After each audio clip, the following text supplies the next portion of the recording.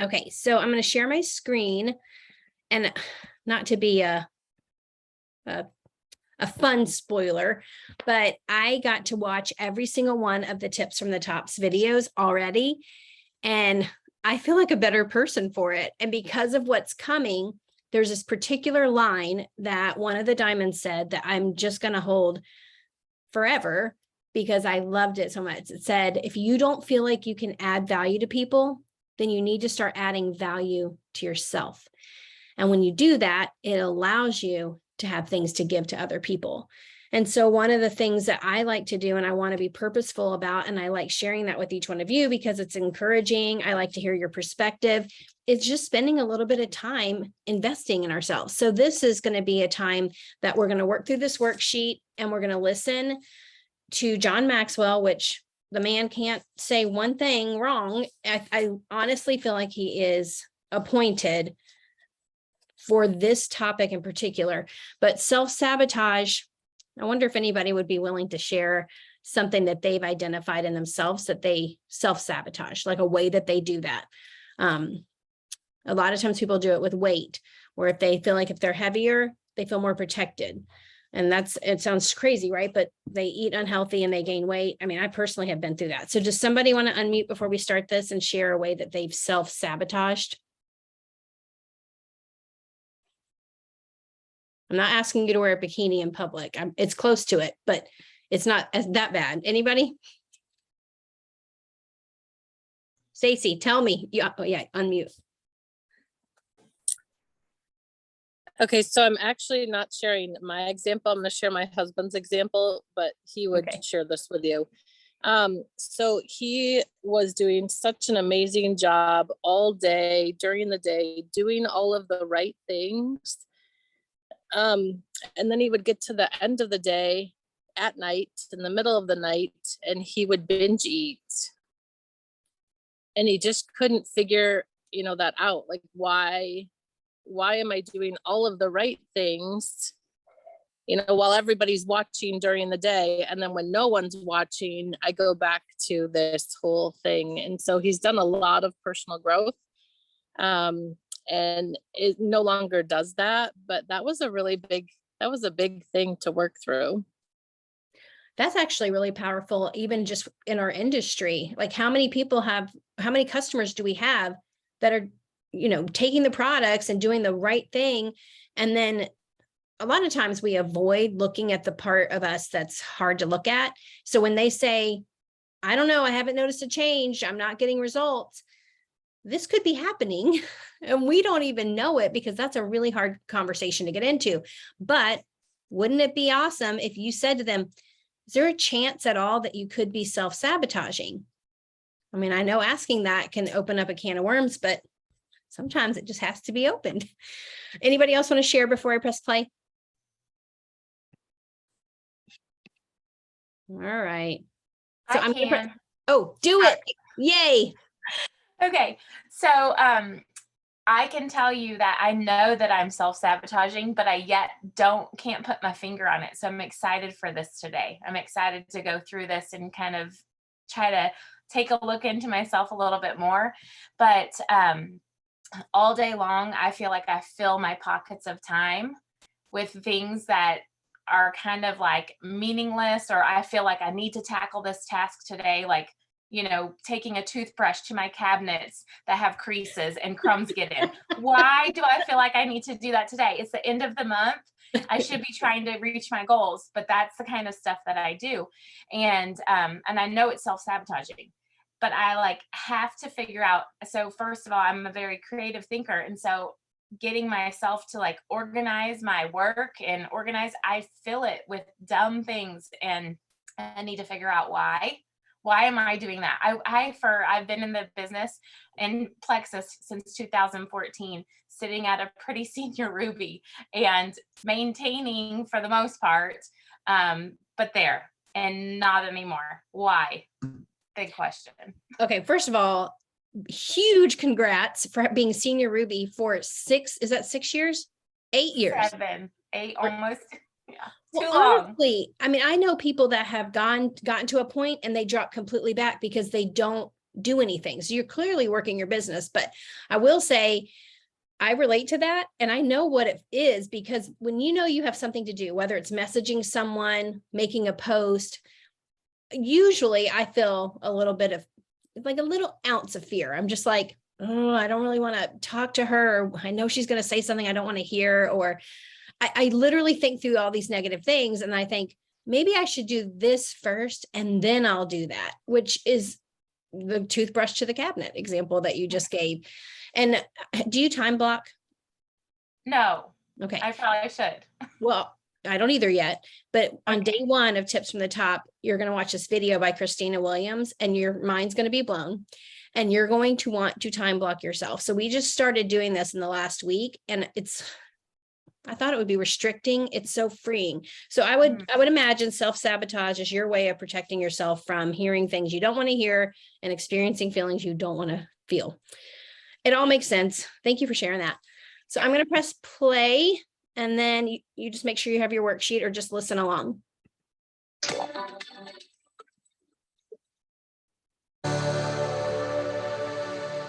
This lesson is dedicated to identifying and removing the consistent self-sabotaging behaviors that show up in your life. Basically, what I'm saying is this, and I want to kind of set the whole lesson up here. Most of the problems that people have are their own personal problems. I find that most of the things that we have happen to us that keep us from some relative degree of success usually is not from somebody else, but is something that we ourselves are causing.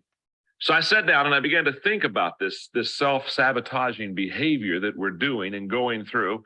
And I began to ask myself, how in the world can we do better in not all the time tripping ourselves up? I read an article, very interesting, from a psychologist who basically said something like this in studying other people's lives, gave an awful lot of examples. He said, many people do not feel they deserve success.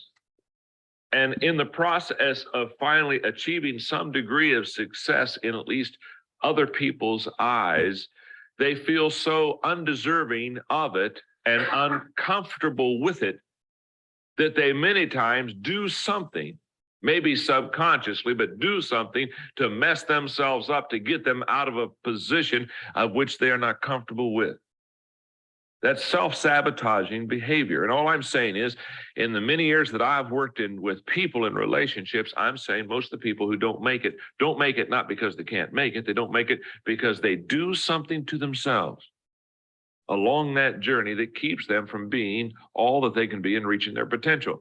And so I want to look at some of these, and it certainly isn't all of them. In fact, when I wrote down self-sabotaging behaviors, I wrote 17 down that I could just, on a legal pad in about a 30-minute period, think of. And so I took 17, but it would make the lesson too long. And so I dropped it down to 10, and I want to talk to what I would consider the most vital 10 self-sabotaging behaviors in a person's life. Let's get going. Number one, a poor understanding of people. And I have found that if you don't understand people, it is impossible for you to reach the level of success that you could reach if you had a good understanding of people. And what I'm really wanting to say here in this lesson, in this part of this lesson, is the fact that when we have a poor understanding of people, we are constantly going to be messing ourselves up. And there are a lot of things I can say about people, but let me just say three things that I think fit when we think about people here. Number one is the fact that people are peculiar. And you have to understand that. And until you and I understand that people are peculiar, we're going to always be tripped up. We're going to be tripping ourselves up because we don't understand this point. When I say they're peculiar, I mean they're odd. We are a crazy bunch. And I say we all are. We all have our idiosyncrasies. You tell them that the bench in the park has wet paint on it and they'll touch it. People just, we're just weird. We're just weird, odd, peculiar individuals. And we have to understand that people will spend money they don't have to buy things they don't need to impress people they don't like. People want to sit in the front of the bus and want to be in the middle of the road. They think their problems are the biggest, their jokes are the funniest, and their kids are the smartest. In other words, all I'm saying is everybody's weird. Now, what I don't understand about leaders is how leaders don't understand this point. I watch people all the time and they'll talk about people as if the person they're talking about is one special weird person. I mean, that's just life. People are peculiar. And when we have a poor understanding of people, it is going to constantly keep us from being successful. Now, let me say something else about people. They're not only peculiar, but the second thing I want you to see is that people usually see things from their own eyes.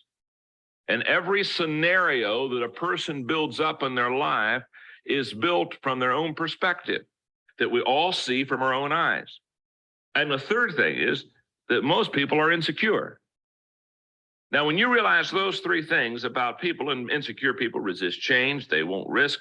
But when you understand those three things about people, and you begin to have an understanding about people, it will not only help you in dealing with them, it'll help you in leading them. There is not a day in my life that I don't get letters from people that would basically bring out these three traits. There's not a day in my life that I don't sit down and have a conversation with somebody that would not bring out these traits. And all I'm saying is that we have to have a better understanding of people. Relationships, so important. When we don't have that, it'll sabotage us. Now, remedy for poor understanding of people? Well, one, find the key to their life. Number two, show them their benefits, and then give them encouragement. I found that to help people when they really want to be better in their relationships. Now, the second self-sabotaging behavior is blaming others. In other words, I'm talking about people who do this, make other people out to be the bad guys when things go wrong, and they just blame others. This will always hurt us, whose idea this was and who made him take of the forbidden fruit. Well, in life, it's that way. When we start blaming other people, whether it's blaming the boss for our problems or blaming our spouse for the home, or if we can't think of anybody else, blaming the kids, regardless of who it all, when we begin to blame other people, we begin to sabotage ourselves. I know an awful lot of people in life who literally constantly cannot see themselves, and they are always blaming others, or like the angry guy who jumped out of the car after he got into an accident, and he said, "Why can't you people watch where you're going? You're the fourth person today that I've hit." Well, this whole issue of whose fault is it, and always blaming someone else for our problems. And don't you know people who just absolutely cannot take the blame or cannot take responsibility for something? If we blame other people, what happens is this: for our feelings or our behavior, we give that person control over our life. And what happens is we begin to see ourselves as a victim. You watch people who cannot take responsibility, have to blame others, and they always have a victim mindset. Somebody's picking on me, this whole process of blaming others, okay? And instead of keeping ourselves in a proper perspective, we look at ourselves as one being picked on. Remedy for blaming others: assume that you're a part of the problem. And by the way, usually we are. Very, very seldom is it one person's fault. It almost always is both parties. Accept responsibility and admit your wrongdoing, okay? Again, it's tough to say I'm sorry or I'm wrong. I did it, okay? Number three, the third self-sabotaging behavior is a lack of focus. A lot of people never get where they need to go because they cannot focus in on what they should be doing. Now, this is a great time to talk about focus, and I can say a lot about goal setting, a lot about focusing. I spent some time last week just trying to get some focus myself, personally and spiritually, and some things I wanted to see happen in my own life. But a couple of things I want to say about focus today, because I'm not wanting just to major on this and not other things. But when we lack focus in our lives, a couple of things begin to happen. Number one is we waste time. You show me a person who has a lack of focus, and I'll show you a person who wastes an incredible amount of time. That's just a fact. There are 37 hours out of 168 that we have during a week that are basically called discretionary time. In other words, the average person has 37 hours a week that they're not on the job, not eating, not sleeping, but are pretty much are taken up perhaps with family duties, errands, or whatever. But it's kind of more discretionary time. And then you begin to draw that out to a year, and the fact that in a year's time, that's almost 2,000 hours. In a decade's time, that's almost 20,000 hours. And as I've thought about that 2 or 3 times, I thought to myself, the people that will do the best with the discretionary time are people that have focus, know what they're really going to do. All I'm saying is, if you lack focus, you'll waste time. If you lack focus, secondly, you not only waste time, but you will misuse your resources. What happens is if we lack focus, we don't even know where to place our energy and our resources. And so therefore we are constantly misusing those resources that we have. And when we really have a focus, we'll use our energy and our resources the way that we should, okay? Lack of focus. I just watch people all the time kill their chance for success because they lack that focus. Remedy for lack of focus? Well, what are my interests, opportunities, gifts, and then go for it. Okay, number 4. The fourth behavior that sabotages ourselves many times is not being informed. When we're not informed about the situation, many times we hurt ourselves. Sherlock Holmes pointed out the danger of being uninformed when he said, it's a capital mistake to theorize before one has data. Insensibly, one begins to twist facts to suit theories instead of theories to suit facts. In other words, without good information, you won't see things as they really are. You'll see them as you think they are. Good information. Important questions to ask myself. Do I check out the reasons behind behavior I don't understand, or do I just react? Do I gather enough facts before making crucial decisions? Do I act impulsively? I've always said decision-making is very easy. I have never had problem with decision-making. The issue is not decision-making. The issue is having all the facts before you make the decision. It's always an information issue.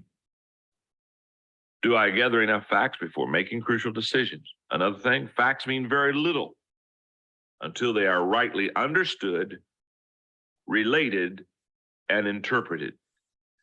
It's unbelievable what happens just because you've got the information. And a lot of people, they try to make decisions when they don't have information and they're not aware of everything going around them, and they make decisions from a very wrong or very narrow perspective, okay? A lot of people sabotage themselves because of it. Remedy for information: make no decisions without it. Make person seeking decision responsible to obtain it. Did you read that last statement? This is absolutely essential. Make the person seeking the decision responsible to obtain the information for you. When a staff member walks in and says, well, what do you think? What do I think about what? I mean, come on, give me some information. You can't make good decisions unless you have information. And we sabotage ourselves when we don't have it.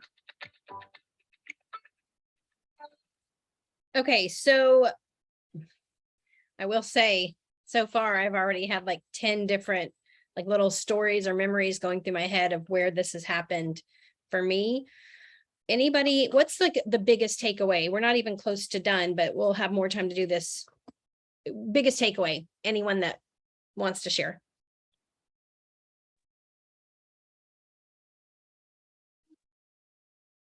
I'm actually going through coaching on learning how to time block. And what I found in the 1 week that I've time blocked so far is that my lack of focus will be greatly changed through time blocking. And it's for what, do you know what your Enneagram is, Sally? I don't remember. I think I'm a 3. Because it's funny, people, well, I would say a 3 would apply to this. I'm the kind of person that doesn't like feeling restricted. I think I want freedom, but I'm twisted because the freedom that I think I want is actually the restricting thing, me not getting things done, me not having focus, me not being able to know what my next step is, versus I literally time blocked from the morning to the night for the last like 3 or 4 days. And even down to 1 hour for making dinner, 30 minutes for cleaning up. And I was like, this is so silly, but it actually got my family involved. And they're like, oh, you said you were going to spend one-on-one time with me for this 30 minutes. And then it removed the guilt of like, oh, I went the whole day and I didn't do one-on-one time with each kid or whatever. That's really good. So keep your focus through time blocking. Does anybody else want to share? Mine was focused too. I was like, I mean, it just hit me like a ton of bricks. I'm like, lack of focus. Yes, I need to focus. What do you Because I have so many good intentions and I have no idea how long it takes me to do anything. what, like, do you think you know the reason why? Like, what happens when you sit down to quote unquote get something done? What happens? What do you do? I see something else that I know I'm going to forget. So then I have to do that right away because I'll forget to do it if I don't do it right away. So then I start doing that, which leads me to, it's like the cookie thing, the mouse and the cookie. Oh, I know that. Yeah. Brianne Coolidge says this. She said, when you say yes to something, you're also saying no to something else. And that's a hard thing to think about. But I would encourage you, when you sit down and you start having that, oh, I need to do this or this or that, ask yourself, if I say yes to this, what am I saying no to? And I feel like that awareness is honestly so powerful, because you'd have to say to yourself, well, I'm saying no to getting my level ones to start sharing or whatever. Like, think about the specific thing that this is keeping you from doing, and is it worth it? I'm really amazed that 2 people have shared about focus, and that was the big takeaway. Does anyone else want to share? Oh, I can share. You kind of touched on it a second ago. When you focus on something, you're not focusing on something else. And, I've been doing this 4.5 years, and I guess it's mom guilt. I don't know. I've always been a stay-at-home mom. So, and I don't know that I understand that concept, but maybe I do. I've experienced it. But that is, when I focus on plexus, then I am not being a good mom to focus on my children. I am not schooling them in the depth that they need to be. Does that make sense? I really can't do this well because I'm not focusing on my children with all my mind. Does that make sense? I am divided, and I still struggle with that, and it's frustrating. And they're adulting for the most part. I do have one with special needs. He's on the spectrum, so there'll always be, a lot of training with that, a lot of teaching with that, but that's hard. And I think that is probably what holds me back 99% is that. And you know what I do? I sit and scroll. I sit and like, oh, that's a good idea. Oh yeah, that's a good idea. Oh, I can use this that way. Oh yeah, that's a good idea. And I've lost that time with my children, and I've not done anything with plexus because I'm just, I don't know, numbing out. Yes, I'm a 9 with a really strong 8 when I want to dig it up. When you want to, I gotta wanna. What I'm hearing is, when you say yes to plexus, you're saying no to your family. And if that's true, if you're thinking that, I can't imagine you ever wanting to go past the point that you are, because who wants to say, I want to purposely say no to my family? Like, nobody wants to say that. And yet, if that's the belief or the thought, which I'm sure everyone here has had that thought, but what I know to be true is the greatest gift that we give our children is to show them about looking for opportunity and pursuing it with all your heart. If people had more purpose today, if people actually worked hard and came home at the end of the day tired and fell into bed, we wouldn't have all this extra time on our hands to be talking and doing the things that people are talking about and doing. Like, I think about you with your children and what you're showing them as an example, and the opportunity you're giving them to critically think and solve problems on their own during that time. And I think you'll have more freedom if you time block. And that way you say, this is the time I'm giving to plexus today. Your kids know it. And then outside of that, they know that there's hours just for them.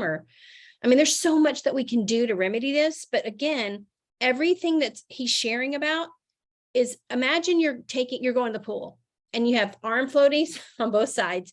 You have on a life jacket. You have like the swim cap, the goggles, like every single thing you can imagine. And when you get in the pool, you really can't swim because you are covered up with every single device, right? That's just like you going in to try to work your business when you're carrying all the self-sabotage. I've got the lack of focus here. I'm blaming people here. All of it is keeping you from actually starting to row. And so I want to be able, I'll tell you what I do. It's not the focus thing that bothers me, even though I struggle with it. It's blaming people. Like, that's my favorite hobby. I'm like, well, if so-and-so hadn't done such and such, and it's honestly the worst type of vanity, because it actually puts you in this position of perfection and everyone else is like a minion beneath you, which I don't truly believe, but that is what it is. I think what I had two things planned for us today. We were going to do add, tag, and message with whatever information page you guys use, but we were also going to plan our June social media posts. So here's a question. Does anyone already have all of their June posts planned? Like they know what they're doing? Okay. Heavens no. I was going to be amazed and also probably ask you to share some ideas so I could steal them. But what I want to do is get out a calendar. And here's 3 things that need to happen for your social media. So the first thing is, would you agree that you being active consistently on social media is you keeping the open sign on the door of your shop? Would you agree with that? So it's hard because you don't want to always having to be thinking about content and always like getting in your stories. But at the same time, it's important. So there's 3 ways that we should be active on social media. We should be making, I would say, daily posts. I don't do that, but daily posts. And it doesn't have to always be about Plexus. We should be in our stories, and we should also be focusing on doing lives. And if you weren't on the last Power Hour, Tina shared about that, and it just lit a fire in me because I think that's such a good idea. So in the spirit of staying focused, if you get out your calendar and say, I'm going to pick 4 days in June that I'm committed to go live. You may not know what the topic is. And in fact, you could do it today, because if you share with people, I want to share with you something that I heard this morning that I thought was really powerful. And you can share about something we just listened to. And I promise you, other people will find benefit from it. You're just sharing how you reflect on it. When you get into your stories, sometimes it's as simple as just real life, showing the kids fighting. Like that's my favorite thing, because I use that for parenting. I'm like, if you don't stop fighting, I'm recording this and putting it out there for everyone to see. Or making posts.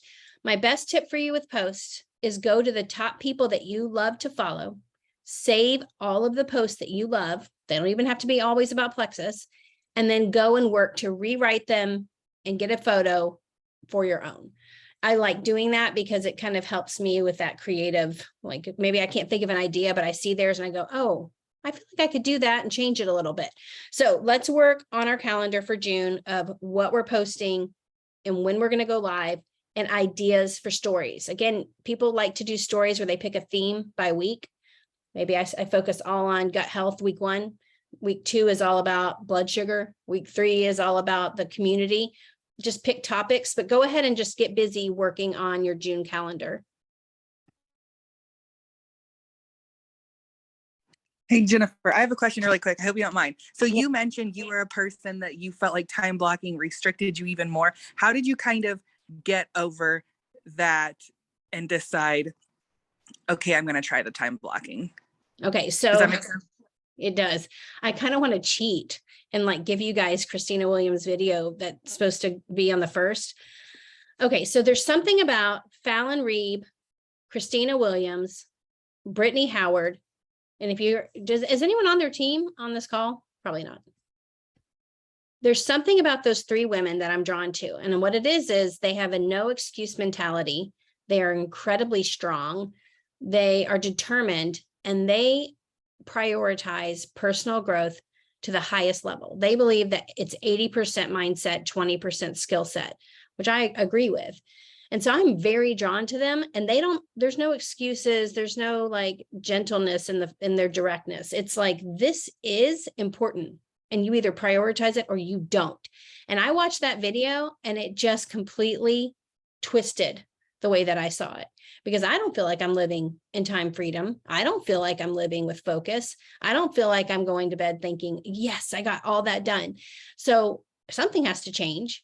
And so I said to myself, I can either keep doing what I'm doing, or I can be willing to change. And I am willing to change. I kind of want to let you guys watch the video.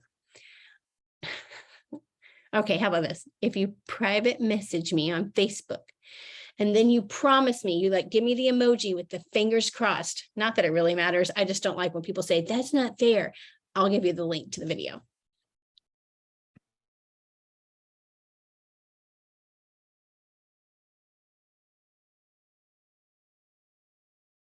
The reason that I'm wanting the time blocking thing is because I literally found myself walking in circles the other day, walking in circles in my living room. And my daughter looked at me and she said, Mom, what are you doing? And I said, I've got too much to do. And she's like, just sit down and think. And I'm like, I can't, I've got too much to do. So she was worried about me. Well, I relate. Anybody else? Has anyone else done that? And Mel Robbins has the easiest, simplest, like 4-minute video called Brain Dump. And she said, it's so silly. She just literally shows you how to dump everything in your brain onto paper and then decide what actually really matters. But I know when I'm feeling it, my husband's feeling it, the kids are feeling it. I say, you need pen and paper. And you're like, no, I don't. I've got it all here. I can think through it. No, you don't. And you dump all of it down. And then you go, oh, I think this is the most important thing. It's helpful.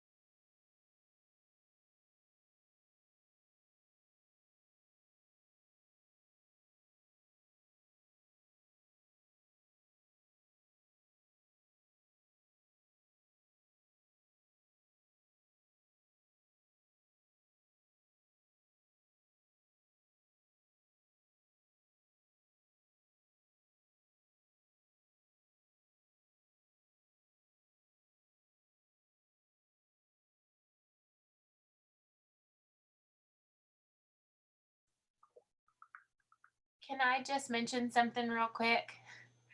I am pretty sure we're getting something new at convention. Is that, I think that's what they've told us. So I don't know if any of y'all are doing Instagram as part of your planning right now, but reels are a real big thing. And there's a lot of like excitement reels that are out there, like the new Malibu pony or whatever that one is, excited. And you can like talk about how that new product is coming and you can't wait to find out what it is or stuff like that. So just wanted to give you guys that little tip of idea as you're planning out your post to maybe think of something along those lines. So look for those reels as you're, planning. So anyways.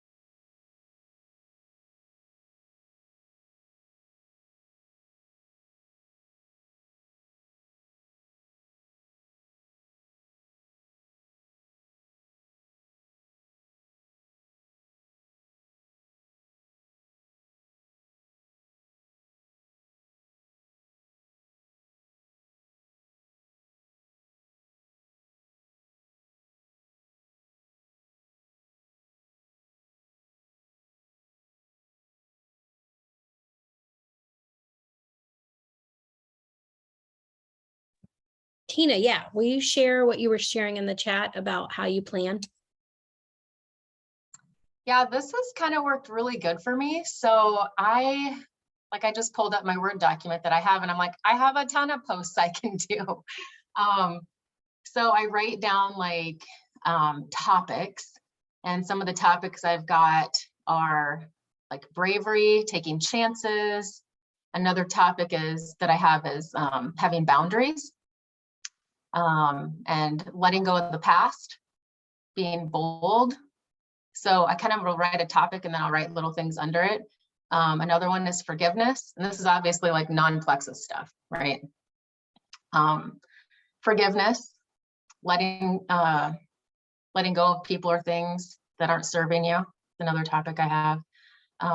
Fear, where fear comes from, fear of success, fear of failure, fear of judgment. I have a lot of stuff on fear of judgment, how fear can control you, how you can take control of fear of opinions, fear of the unknown. So there's a whole bunch of different things I could write about fear.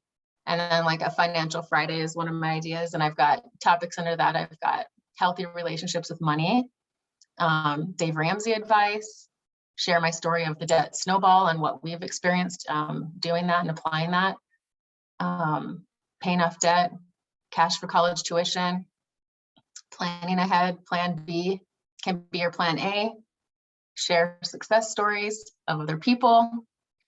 And then just like mental health stuff, I've got different topics on that and just how to take care of yourself, getting outside, reading a book, maybe book suggestions, hikes, pets, things like that.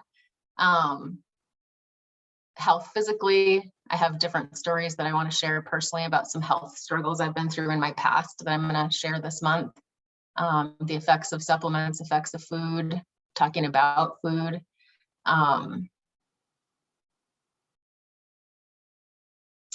Did all of this come from a brain dump? Like you just sat down and Yeah. like, okay, that's really It was good. like, there's times, and it always hits me at night. At night, I am way more creative than I am at this hour of the day. So at night, when everybody's kind of going to bed, I'm like, oh, I just feel like I have all these ideas, and so I just started this and in a Word document. And then what I'll do is I'll come back and I'll look at one of these topics. When I'm feeling creative, that creative juice is flowing, and I'll be like, okay, I'm going to write about, forgiveness. And maybe that's something that hit me. And so I'll write in here, I'll take that topic that I had and I'll write about forgiveness. And then I might even find a reel that has that kind of a thing to it. And I might do a reel. So I've got several things I've written up that are posts ready to go. And I just realized I totally forgot that I had some of these written up. So anyway, that's that to me, and it kind of around, your niche as well, like forgiveness. Mine is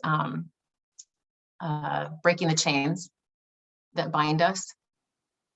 So that can be financial, that can be living in a non-forgiving state with people, and just a whole bunch of different things, not taking care of yourself and that sort of thing. So that's worked really, really well for me since I started doing that probably, a couple months ago. I think that's fabulous. And especially when you no excuses. If you can't think of something to post, go to your document. And then I was going to tell you, Martha Stewart, if you care, sleeps with a notebook and a pen by her bed so that if she happens to wake up and has a thought, she can write it down so she won't forget it. And I used to think that was the weirdest thing I'd ever heard. And now I think it's so genius because I've had really good ideas that I've let go out into, whew, they're gone. I'm like, that I know I had a great idea, but I can't remember it. So that's really smart. Yeah. And we all have notes on our phones. So when you think of an idea, even like I'll be driving or something, and when I get to my destination, I'll be like, oh my gosh, this would be such a great post. You just think of something, or you hear a song and it brings back a memory, and it might create a feeling in you or an experience that you could talk about and share and just give value to people. So kind of always like that too. What can I write about that's going to give value to other people, or talking to the woman that you want to attract, right? And not trying to talk to everybody, but trying to talk to that certain woman that you do want to attract.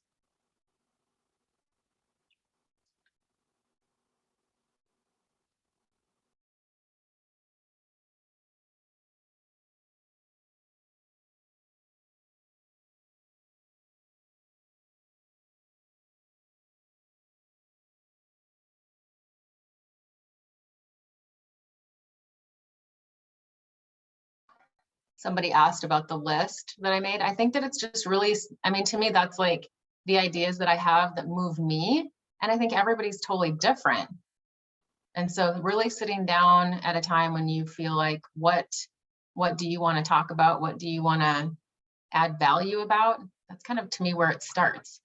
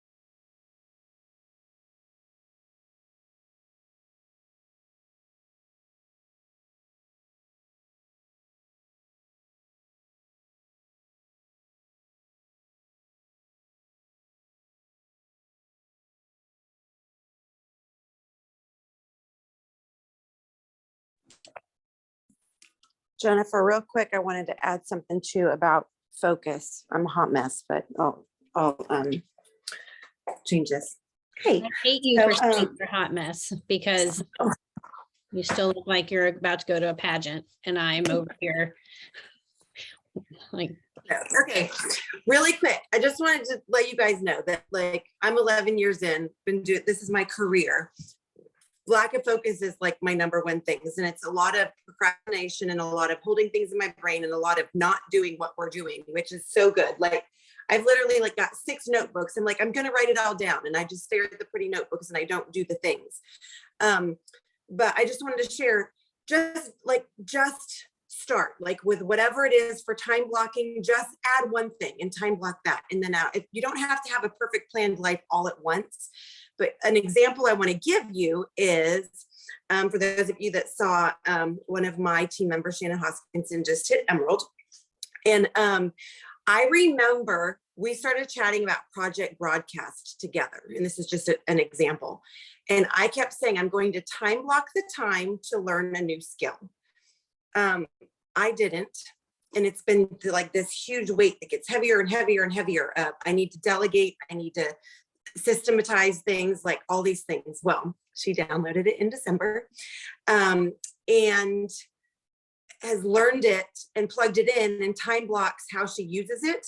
And now the last 60 days has been a vital part of her being able to maintain systems with massive recruiting and momentum and onboarding and all of this stuff. And it just made me realize once again, if you get effective and good at those things that you time block and allow yourself the ability to grow and learn through, it will take away the pain point. Like the pain point of, I should time block, I should brain dump, I should do this, I should do that. Well, I'm still here shooting myself, shooting myself to death. Like I should, all of these things. And other people are doing it and it's working. And I'm like, I'm going to figure this out one day, with the content calendar, like any of those things, just pick one of those things and say, for the next 60 days, I'm going to really get good at that.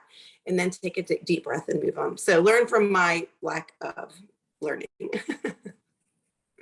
It sounds way funnier coming out of your mouth because you never talk like that. And it sounds like you're trying to. I think maybe that's a great thing to end with, is just start with the content calendar. Just start with that. Because I do think that the pressure of knowing what to post, I mean, who here is an overthinker?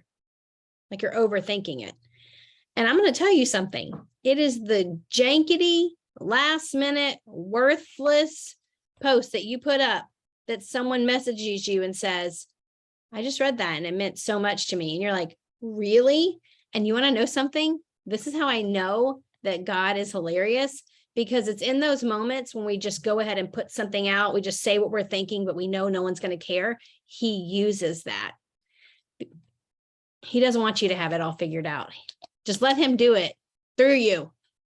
Okay, so when we get back together on Wednesday, we are going to keep listening to that podcast. I just don't want to spend I didn't want to spend all 45 minutes listening to it, but go ahead and make sure you keep that worksheet with you. And then I would encourage you to share it with a team member that you think is self-sabotaging. Don't tell them that's why. Just say, I just listened to this and it was really powerful for me, but secretly you're like, you need to hear this, and send them the link to that worksheet as well. But happy Memorial Day. Anybody that has someone in their family that has served in the military and lost them. I have a friend that her dad was in, I don't remember if it was World War II or it was a war, and he was exposed to Agent Orange, and he had health battles every day of his life ever since then. He just passed away. And she said anyways, her post was beautiful. And I just want you guys to remember that this is a day that we should remember. Whatever your thoughts are on war or disagreement, that's not the point. The point is people had to die in those wars. And we remember that because it matters. It's important. So happy Memorial Day. Good to see everybody. And I'll see you guys on Wednesday.